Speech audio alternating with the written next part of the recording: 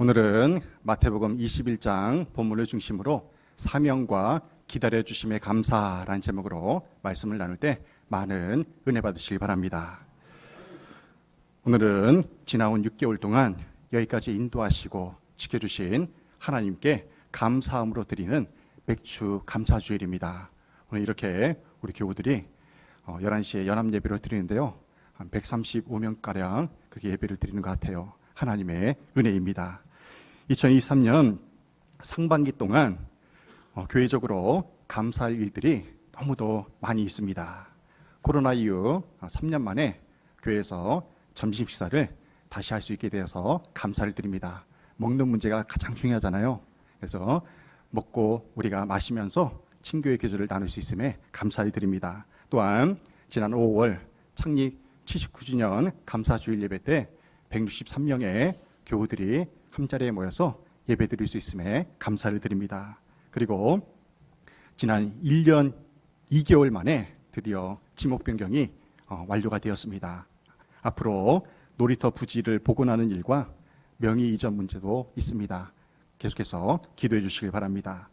무엇보다 포스트 코로나 시대에 장기 역사들이 대부분 주님 품으로 돌아오게 됨에 감사를 드립니다.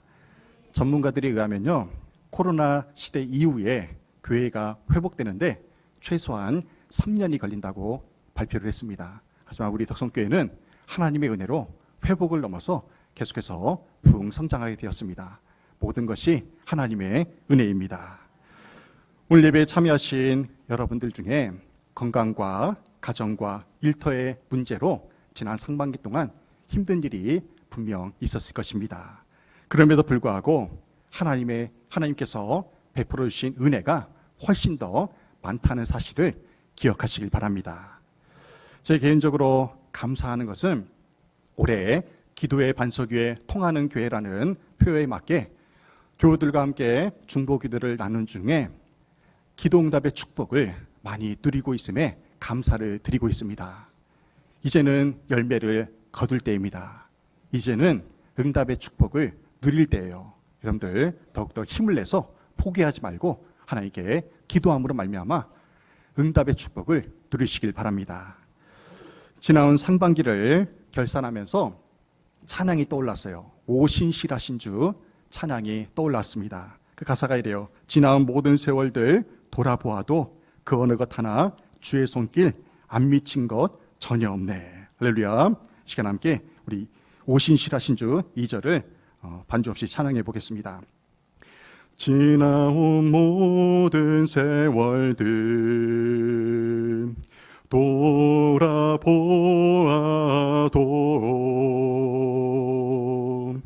그 어느 것 하나 주의 손길 안 미친 것 전혀 없네. 오신실하신 주, 오신실하신 주, 내 너를 떠나지도 않으리라, 내 너를 버리지도 않으리라, 약속하셨던 주님, 그 약속을 지키사 이후로도 영원토록 나를 지키시리라 확신하네. 아멘. 지나온 상반기 동안 우리를 여기까지 인도하시고 지켜주신 하나님께 감사의 박수를 올려드리겠습니다. 하나님 감사합니다. 감사합니다. 오늘 본문은 마태, 마가, 누가 공관복음에 공통적으로 나오는 포도원 농부의 비유 말씀입니다. 어떤 포도원 주인이 포도밭을 잘 가꾸었습니다. 그래서 이제는 농부들에게 그 포도밭을 새로 주고 타국으로 여행을 떠납니다. 세월이 흘러서 이제 결실할 때가 되어서 종들을 보내서 이제 결산문들을 이제 결산하고자 했어요. 그래서 종들을 그 포도밭에 보냅니다. 그런데요, 이 농부들이 새로 주고 그 포도밭을 가꾸는 농부들이 사악한 사람들이었어요. 종들을 보냈더니요, 그 종들을 죽인 것입니다. 이 포도원 주인이 그 소식을 듣고 인내를 발휘해서 다른 종들을 더 많이 보냈습니다. 그런데요, 이 악한 농부들이 그 다른 종들마저도 죽여버리고 맙니다. 그래서 이 포도원 주인이 최대의 인내를 발휘해서 이제는 자기의 아들을 보냅니다. 내 아들은 죽이지 않겠지 하면서 아들을 보냈는데요, 그 아들마저 죽인 것입니다. 포도원 농부의 비유에 나오는 등장인물들이 상징하는 바가 있습니다. 여기서 포도원 주인은 하나님을 상징합니다. 그리고 주인이 보낸 종들은 선지자들을 상징해요. 구약시대에 하나님께서 수많은 선지자들을 보내서 회개를 촉구했습니다. 그리고 포도원 주인의 아들은 예수님을 상징하고요, 여기 나오는 농부들은 이스라엘 백성을 상징합니다. 포도원 농부 비유의 핵심은 이렇습니다. 하나님이 오랜 세월 동안 타락한 이스라엘 백성들을 위해서 선지자들을 보내서 회개를 촉구했지만 그들은 그 회개의 메시지를 듣지 않았다는 것입니다. 마지막으로 독생자 예수 그리스도를 이 땅 가운데 보내주셨지만 그들은 여전히 회개하지 않았다는 거예요. 그래서 예수님은 그들에게 하나님이 이렇게 많은 기회를 주셨는데도 끝까지 회개하지 않으면 심판을 받는다는 경고의 메시지가 오늘 포도원 농부의 비유 말씀의 핵심입니다. 오늘 본문은 맥주 감사절 본문과는 전혀 어울리지 않는 심판의 메시지 같습니다. 하지만 그렇지 않아요. 이 본문 말씀에는 하나님 아버지의 놀라우신 사랑과 긍휼이 담겨져 있습니다. 너무나 큰 감사의 제목이 담겨져 있어요. 이 시간에는 포도원 농부 비유의 말씀에서 우리에게 주시는 두 가지 감사의 제목을 나누면서 은혜를 나누고자 합니다. 첫째는 사명 주심에 감사해야 됩니다. 지나온 삶을 돌아보면서 오늘 우리에게 사명 주심에 감사해야 돼요. 마태복음 21장 33절 말씀을 함께 봉독하겠습니다. 다른 한 비유를 들으라. 한 집 주인이 포도원을 만들어 산 울타리로 두르고 거기에 집자는 틀을 만들고 망대를 짓고 농부들에게 새로 주고 타국에 갔더니. 아멘. 여기서 포도원 주인은 하나님이시고 농부들은 이스라엘 백성들을 상징한다고 말씀을 드렸습니다. 포도원 주인은 자기가 피땀 흘려 조성한 그 포도밭을 농부들에게 맡기고 타국으로 여행을 갔어요. 포도원 주인이 농부들에게 새로 주었다는 것은 무슨 의미입니까? 그 포도밭이 농부들의 것이 결코 아니라는 것을 알 수가 있어요. 포도원 농부들은 그저 청지기에 불과합니다. 관리인에 불과하다는 거예요. 주인이 포도밭을 만들었습니다. 산 울타리를 두르면서 포도즙 틀을 만들고 망대를 지어놓은 후에 농부들에게 그것을 맡기고 새로 주고 떠난 거예요. 마찬가지로 천지를 창조하신 하나님께서는 오늘 살아가는 우리에게 온 천하 만물을 다스리는 사명을 주셨습니다. 우리 교회에서도 직분에 따라 우리에게 사명이 주어졌고요. 또한 가정과 일터에서도 우리가 해야 될, 감당해야 될 사명이 있습니다. 이런 관점으로 지나온 상반기를 돌아보시길 바랍니다. 여러분 나름대로 참 많은 수고를 하셨을 것입니다. 세계적인 경제 불황으로 인해서 사업과 일터에서 참 많은 눈물과 아픔을 겪은 믿음의 지체들이 분명 계실 것입니다. 이 시대의 가장들의 어깨를 보십시오. 얼마나 무겁습니까? 저는 요즘 한 가정에 우리 교우들의 가장들을 위해서 기도할 때 참 많은 눈물이 납니다. 이 어려운 시기를 믿음으로 잘 이겨낼 수 있도록 그렇게 기도하고 있습니다. 주부들은 어떻습니까? 주부는 주부 나름대로 가정을 챙기고 돌보느라 수고가 많았을 것입니다. 할아버지 할머니들은 어때요? 이제 자식들 다 키워놔서 아무 걱정 없는 것 같지만 할머니, 할아버지들 자기 걱정도 자기 건강 챙기느라 여념이 없는데도 자식들, 손주들 걱정하느라 눈물의 기도가 마르지 않고 있을 것입니다. 이 시대의 청년들은 어떻습니까? 취업 문제로 골머리를 앓고 있을 것입니다. 학생들은 학생들 나름대로 시시각각 변하는 입시 문제로 마음이 분주할 것입니다. 세상에서 수고하고 무거운 짐을 지고 살아가는 우리를 향해서 주님이 초청하십니다. 마태복음 11장 28절에서 이렇게 주님이 우리를 초청하십니다. 수고하고 무거운 짐진 자들아 다 내게로 오라. 내가 너희를 쉬게 하리라. 아멘. 인생의 무거운 짐을 지고 살아가는 우리를 주님께서 어떻게 초대하십니까? 수고하고 무거운 짐진 자들아 다 내게로 오라. 내가 너희를 쉬게 하리라 말씀하십니다. 이 얼마나 은혜가 되고 격려가 되는 말씀입니까? 하지만 우리가 예수 믿는다고 해서 우리의 모든 짐이 다 덜어지는 것은 아니라는 사실입니다. 계속해서 또 다른 짐이 생겨나요. 한 문제 해결하면 또 다른 문제가 생겨나는 것이 우리의 인생입니다. 마태복음 11장 29절 상반절에서 이렇게 말씀해요. 나는 마음이 온유하고 겸손하니 나의 멍에를 메고 내게 배우라. 아멘. 주님은 우리의 수고의 짐을 분명 벗겨주십니다. 그런데요, 그 수고의 짐이 덜어진 그 자리에 한 가지를 더해 주셨어요. 그게 뭐냐면 바로 사명입니다. 우리에게 사명의 짐을 주셨다는 거예요. 그 사명은 무엇입니까? 주님의 멍에를 매라는 것입니다. 여기서 말하는 주님의 멍에가 바로 주님이 지신 십자가예요. 그 주님의 십자가를 지고 그 사명의 십자가를 지고 주님을 따르라고 우리에게 명하십니다. 예수님은 우리의 모든 죄의 짐을 내려놓고 그 자리를 십자가의 사명으로 채우라고 명하십니다. 여기서만 끝난다면 우리 그리스도인들은 힘들어서 못 살 거예요. 아, 주님이 제게 주신 십자가가 너무 무겁습니다. 내팽겨지고 싶어요. 너무 버겁습니다. 그런데요, 그 다음에 이어지는 말씀이 우리에게 은혜가 된다는 것입니다. 마태복음 11장 29절 하반절에서 30절 말씀 함께 봉독하겠습니다. 그리하면 너희 마음이 쉼을 얻으리니 이는 내 멍에는 쉽고 내 짐은 가벼움이라 하시니라. 아멘.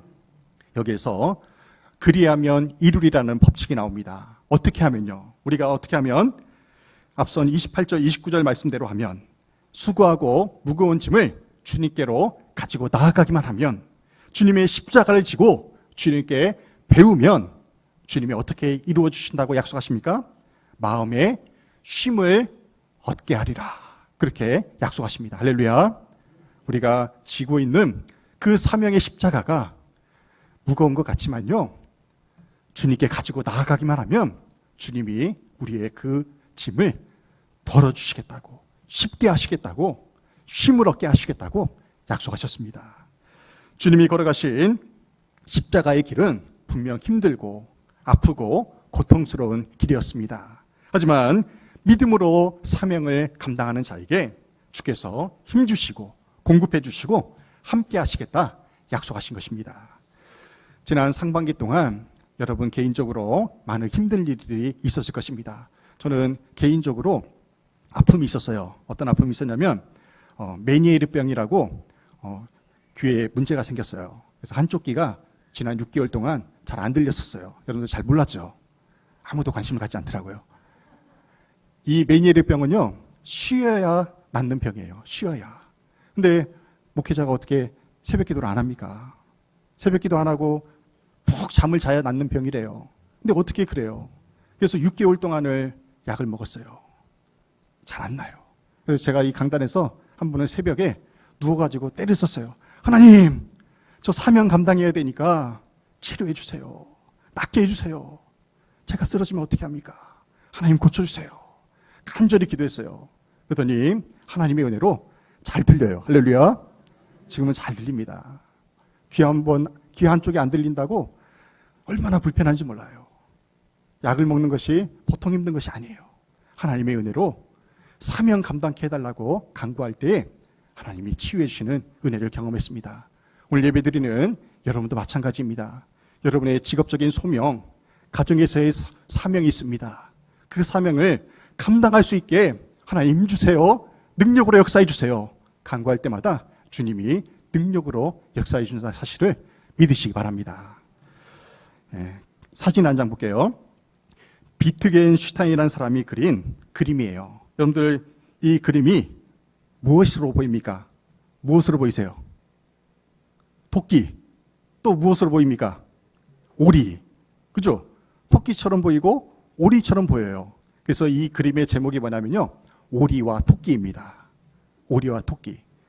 보는 사람의 관점에 따라서 이 그림이 토끼가 되기도 하고요, 오리가 되기도 한다는 것입니다.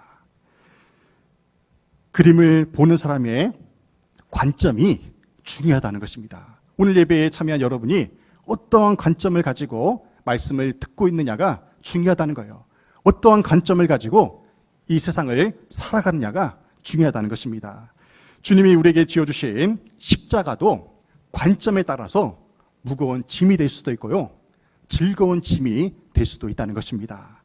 분명한 것은 예수 그리스도가 함께하지 않는 그 짐은 분명 고통입니다. 하지만 예수 그리스도와 함께하는 그 짐은 즐거움이라는 것입니다.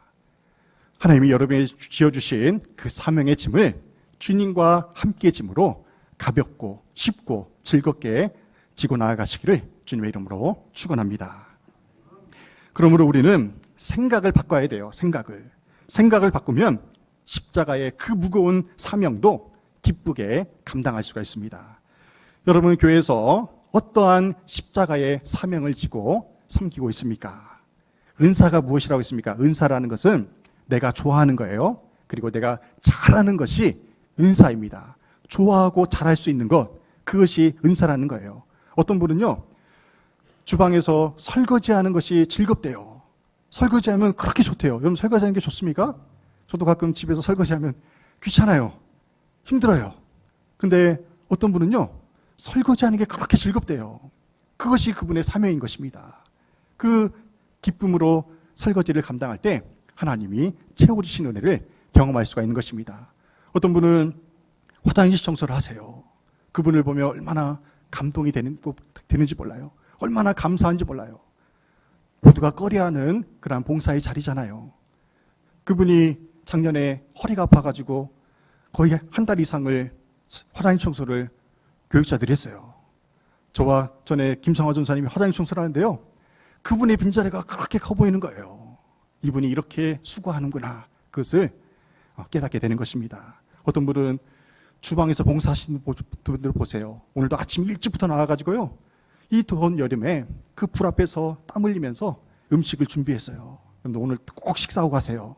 그분들의 정성을 봐서라도요, 우리는 감사함으로 식사를 해야 됩니다. 어떤 분들은 쓰레기 분리수거하는 일을 하고 있어요. 보이지 않는 일이잖아요. 얼마나 감사한 섬김의 자리입니까? 지금 상황이 여의치 않아서 주님의 몸된 교회에서 섬기지 못하시는 분들은 꼭 이렇게 기도하세요. 하나님, 지금 내 상황을 회복시켜 주셔서 교회에서 쓰레기라도 줍는, 휴지라도 줍는 그 사명 감당케 해주세요. 이렇게 기도하시기 바랍니다. 그리하면 하나님이 여러분의 마음을 보시고 문제를 해결해 주시고 사명을 감당케 하실 줄로 믿습니다. 특별히 사업과 일터에서 지금 어둠의 터널을 지나고 있는 분이 계실 것입니다. 십자가의 관점으로 지금 하고 있는 그 사업과 일터를 바라보시길 바랍니다. 사업과 일터가 주님의 영광을 위한 일터가 된다면, 그 일터로 가꾸기를 원한다면 하나님께서 반드시 회복시켜 주십니다. 할렐루야. 하나님의 영광을 위해 쓰임받고자 한다면 하나님이 회복시켜 주십니다. 배우자와 자녀에 대한 십자가가 있어요. 그리고 건강에 대한 십자가도 분명히 있습니다. 우리를 지으신 하나님 아버지께 모든 짐을 내려놓음으로 십자가의 사명을 감사함으로 감당하시기를 주님의 이름으로 축원합니다. 두 번째로 우리는 기다려 주심에 감사해야 됩니다. 하나님의 인내하심, 그 기다려 주심에 감사해야 돼요. 마태복음 21장 34절로 36절에서 이렇게 말씀해요. 열매 거둘 때가 가까우매 그 열매를 받으려고 자기 종들을 농부들에게 보내니 다시 다른 종들을 처음보다 많이 보내니 후에 자기 아들을 보내며 이르되. 아멘. 포도원 주인이 이제 결실할 때가 되자 종들을 포도원으로 보냈습니다. 그런데 악한 농부들이 그 종들을 죽였어요. 또 다른 종을 보냈는데 또 다른 종들도 죽이고 말았어요. 마지막으로 자기의 아들을 보내는데 그 아들마저 죽이고 말았습니다. 여러분이 포도원 주인이라면 그 농부들을 어떻게 하시겠습니까? 오늘날 우리 사회 같으면 어떻게 하겠어요? 지금 당장 경찰서에 신고해가지고 그 농부들을 다 감옥에 보냈을 거예요. 악한 농부들을 향한 포도원 주인의 무한한 인내가 저와 여러분을 향한 하나님의 인내라는 사실을 기억하시길 바랍니다. 이 농부들뿐만 아니라 오늘을 살아가는 저와 여러분을 향해서도요, 하나님은 무한히 인내하고 계신 거예요. 하나님 아버지의 한없는 오래 참으심으로 오늘 저와 여러분이 이렇게 구원받은 백성으로 살게 됨을 감사하시길 바랍니다. 어떤 사회복지사가 이런 말을 했어요. 어떻게 말하냐면요, 우리나라 사회복지 안 됩니다. 내가 20년을 사회복지사로 일했는데 변한 게 뭐가 있습니까? 아무것도 변한 것이 없다고 한탄하는 거예요. 그때 그 얘기를 듣고 있던 옆 사람이 이렇게 말을 했대요. 이 사람아, 예수님은 2000년 이상을 했는데도 이 세상이 변하지 않는데 무슨 소리 하고 있는 거야? 고작 20년 해가지고 이 세상이 변화될 것 같은가? 이렇게 얘기한 거예요. 예수님이 몇 년 이상 인내하셨다고요? 2000년 이상을. 이 땅에 오셔서 2023년 이상을 주님은 기다리고 계신 거예요. 그 이야기를 듣고 이 사회복지사가 회개의 눈물을 흘립니다. 그렇지, 우리 주님은 나에 대해서도 지금까지 인내하고 계신데 내가 지금 무엇을 한탄하고 있는가? 그렇게 회개했다고 합니다. 요즘 우리 아이들과 함께 가끔씩 금쪽 같은 내 새끼라는 TV 프로그램을 봐요. 금쪽 같은 내 새끼. 지들은 금쪽이가 아닌 것처럼 그렇게 얘기를 하는데요. 그것을 보면서 참 이 세상의 아이들이 참 불쌍하다, 그런 생각을 많이 하게 됩니다. 이 금쪽이가 무슨 뜻이냐면요, 금같이 귀한 내 새끼예요. 금같이 귀한 내 새끼. 금쪽같이 귀한 내 자식이 통제가 안 될 정도로 그렇게 말을 안 들을 때에 솔루션을 요청을 하면 유명한 오은영 박사가 그 아이의 문제를 해결해 줍니다. 이 금쪽이가 어떤 의미로 사용되고 있냐면요, 반항아, 문제야, 사고 뭉치입니다. 오늘 예배드리는 청소년들, 청년들도 다 금쪽이었어요. 저도 금쪽이었어요. 여러분은 아닌 것 같죠? 여러분들 다, 어르신들도 어렸을 때는 다 금쪽이었습니다. 어떤 중학교 1학년 아이가 TV에 출연했어요. 그 아이가 금쪽이로 출연했는데요, 그 아이가 어떤 일을 벌이냐면요, 길거리에서 엄마의 머리채를 잡고 넘어뜨린 거예요. 엄마가 얼마나 마음이 속상하겠습니까? 얼마나 창피하겠어요. 엄마가 다리가 골절이 돼가지고 깁스를 했는데요, 엄마가 자기 말 안 들어준다고 발로 엄마의 그 깁스한 다리를 발로 차버리는 거예요. 시시때대로 욕하고, 할머니가 오면요, 할머니에게 막 화를 내면서 빨리 가라고, 왜 여기 있냐고 막 하면서 할머니를 쫓아내요. 이런 아이가 어떻게 변화될 수가 있겠습니까? 오은영 박사가요, 이 아이에 대한 솔루션을 줍니다. 어떻게 하라고 하냐면요, 아이가 버릇없게 행동을 하면 맞대응을 하지 말라는 거예요. 차분하게 기다려주라는 것입니다. 아무 말 하지 않아도 그냥 기다려주라는 거예요. 이 엄마가 오은영 박사의 말대로요, 아이가 짜증내고 욕하며 말을 안 들을 때 차분하게 대응하면서 기다려줬대요. 그랬더니요, 이 아이가 변화되기 시작합니다. 참으로 신기하지 않습니까? 인내하며 기다려준 것밖에 한 것이 없는데도 이 아이가 변화가 된 거예요. 하나님의 사역의 중요한 일부 중에 하나가 바로 이 기다림입니다. 하나님은 오늘도 저와 여러분을 향해서 인내하고 계심을, 기다려주고 계심을 기억하시길 바랍니다. 지금 이 시간에도 건강이 회복되기를 간절히 기다리고 계시는 분들이 분명 계실 거예요. 가정이 평안해지고 사업과 일터가 하루속히 안정되기를 기다리고 계시는 분들이 분명 계실 것입니다. 하지만 우리가 잊지 말아야 할 것은요, 누구보다도, 그 누구보다도 우리 주님께서 나의 문제가 해결되기를 간절히 원하신다는 사실입니다. 성경에 나오는 믿음의 선배들은 하나같이 하나님의 때를 기다려서 마침내 축복을 받은 사람들입니다. 모세를 보십시오. 출애굽 지도자로, 영도자로 쓰임받기 전에 광야에서 40년 동안 목동일을 했어요. 그리고 출애굽 지도자가 된 이후에도요, 40년 동안을 광야에서 그렇게 이스라엘 백성들을 인도하면서 방랑을 해야 했습니다. 그 80년의 기다림이 가나안 땅에 입성하게 하는 그러한 놀라운 은혜를 경험하게 된 것이죠. 욥을 보십시오. 욥은요, 자신이 소중히 여기던 재산을 잃었어요. 자녀들을 잃었습니다. 건강을 잃었어요. 그런데도 욥은 끝까지 하나님을 기다렸습니다. 사가랴와 엘리사벳 부부를 보십시오. 노년기까지 그들은 포기하지 않고 자녀를 기다렸어요. 그러자 그들이 마침내 하나님의 사람인 세례 요한을 낳게 된 것입니다. 사도 바울을 보십시오. 복음을 전하다가 감옥에 갇혀요. 그 감옥에서 석방되기를 기다리면서 편지를 씁니다. 그가 감옥에서 쓴 그 편지들이요, 오늘날 우리가 보는 성경이 된 것입니다. 그렇다면 우리 주님께서 인류를 향해 이렇게 오래 참으시고 기다리시는 이유가 무엇입니까? 베드로서 3장 9절 말씀을 보겠습니다. 함께 봉독합니다. 주의 약속은 어떤 이들이 더디다고 생각하는 것 같이 더딘 것이 아니라 오직 주님께서는 너희를 대하여 오래 참으사 아무도 멸망하지 아니하고 다 회개하기에 이르기를 원하시느니라. 아멘. 이 말씀을 통해서 하나님 아버지의 마음을 알 수가 있습니다. 하나님은요, 죄와 허물로 죽을 수밖에 없는 우리를 오래 참으셨습니다. 그 이유가 무엇입니까? 아무도 멸망하지 아니하고 구원에 이르기를 원하시기 때문에 그렇습니다. 예수님이 2000년이 지난 지금까지도 다시 재림하시지 않는 그 이유가 무엇입니까?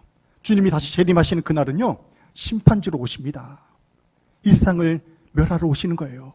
왜 아직까지 주님이 기다리시고 인내하시는 그 이유가 무엇입니까?